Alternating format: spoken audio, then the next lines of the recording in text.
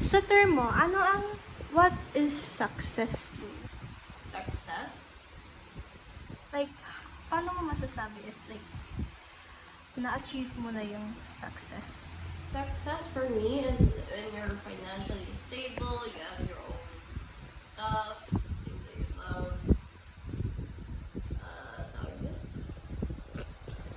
Like, I don't know. Ayun nga, if you're like financially stable, you have your dream job or a job that can help you with your finance function.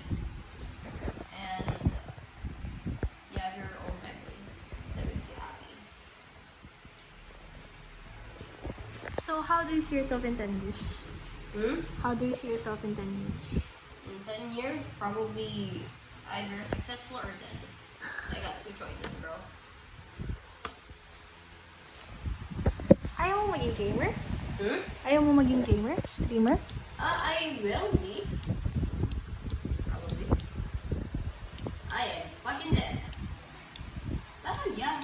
I do plan on becoming like professional probably. But right now, I'm not really. Why? Because right now, you basically can't really handle much. Or once I got my money, once an upgrade will go, I'll start streaming and be probably, I'll try professional gaming. But that's gonna be fucking busy as hell.